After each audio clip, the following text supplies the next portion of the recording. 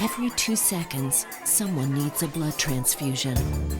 In the United States alone, 1 in 7 patients will require blood during their lifetime. And for most, like Trey, every drop of blood is the difference between life and death. I had a fever and really was in pain, and all I wanted to do was just sleep. And when you're in your sickle cell crisis, you really just not aware of anything. All you really do is your eyes start closing out of nowhere. Try to wake, but it's not very good because it really hurts. And so that's what was it like, but it's still like that sometimes, even though sometimes I feel good, sometimes I feel bad. And then you never know when it could hit anytime, and especially when it's cold or it gets too hot or I haven't had enough water, and so it really starts being painful. The number one thing that people recognize is pain. And the pain is horrible, and it comes on at all different times, and it is very debilitating. Keeps people home from school, keeps people home from work. Immucor is dedicated to developing innovative, dependable solutions in blood banking throughout America and around the world. We're one company with one goal, the patient. The first time I had a transfusion was when the time I think it was the most I ever got was I got a lot of blood, and because I had such a bad crisis that they had to teach me to walk again, and I had I think I had more than probably 2 bags of blood tried to put into me. And then one day they gave me some kind of a medicine, and as the days went on, I got better and better at walking. I'm pretty sure if I walked, I could probably walk better than I did before. And so after that, it was like, okay, I think I can make it. On average, nearly 85 million donations are collected around the globe annually.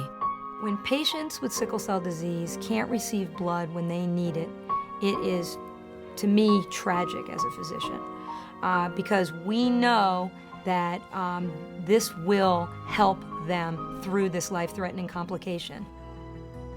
The matching that takes place behind the scenes is what brings the best results after that transfusion.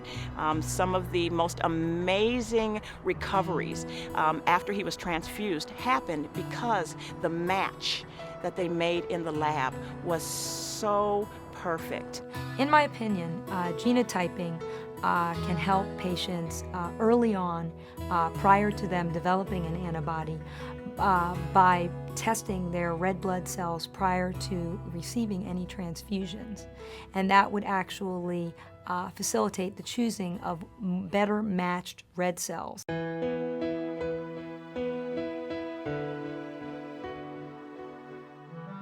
This cannot be done alone as far as taking care of patients. The people who are the medical technologists, the people who develop the products, we're building our treatments on all of those things.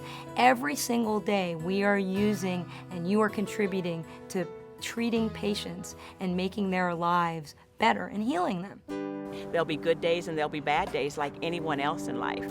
And our bad days may have a little bit of a different spin, but as far as what he can and cannot do, I've always told him, you can do anything that anyone else can do. You may not be able to do it just like them, but it doesn't mean you can't do it.